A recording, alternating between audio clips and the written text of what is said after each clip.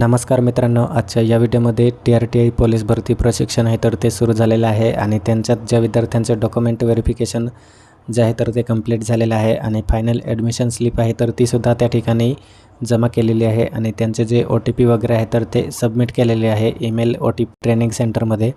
तर त्यांच्यासाठी जी DBT येणार आहे किडचे 5,000 रुपये पहिला तुम्हाला रिसीव्ह होणार आहे आणि त्यानंतर तुम्हाला प्रत्येक महिन्याचे 10,000 रिसीव्ह होणार आहे। तर त्यासाठी आपल्याला जे बँक अकाउंट डिटेल आहे तर त्याची माहिती आपण पाहणार आहे, जेणेकरून तुम्हाला प्रॉब्लेम न येता तुमचे DBT आहे तर ते तुमच्या अकाउंटला रिसीव्ह व्हायला पाहिजे। तर त्याची संपूर्ण माहिती आपण या व्हिडिओमध्ये पाहणार आहे, तर व्हिडिओ नक्की शेवटपर्यंत बघा आणि चॅनलवर नवीन असेल तर चॅनलला सबस्क्राईब करा।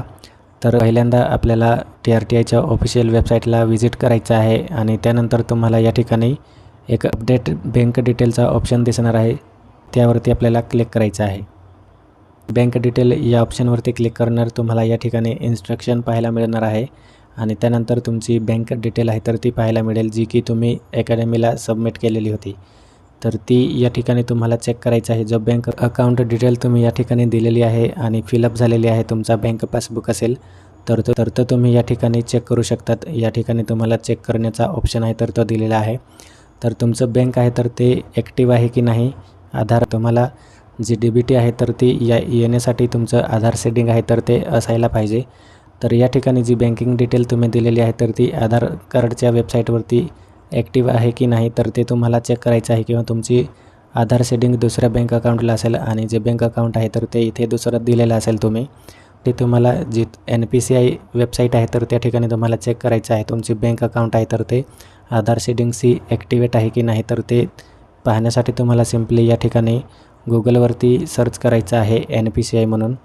तर NPCI जसे तुम्ही सर्च कराल तुम्हाला अशा पद्धतीची जी वेबसाईट आहे तर ती पाहायला मिळणार आहे।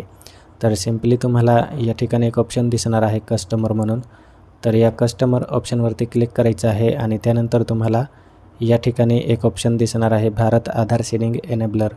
सिम्पली तुम्हाला या ऑप्शनवरती क्लिक करायचं आहे।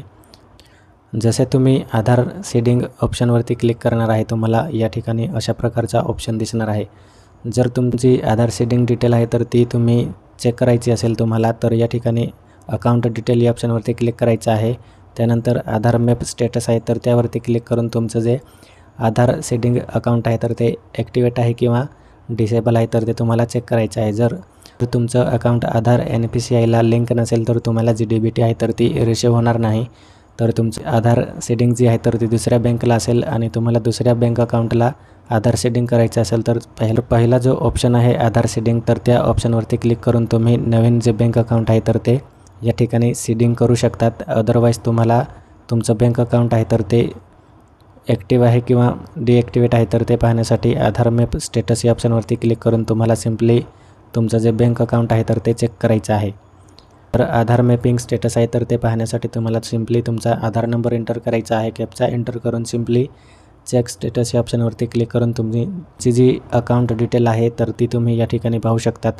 तर अशा प्रकारे तुम्ही NPCI या वेबसाईटवरती तुमचं अकाउंट ॲक्टिवेट आहे किंवा डिॲक्टिवेट आहे तर ते चेक करू शकतात आणि त्यानंतर तुम्हाला जी DBT आहे तर ती विदाऊट प्रॉब्लेम तुमच्या अकाउंटला रिसीव्ह होणार आहे। तर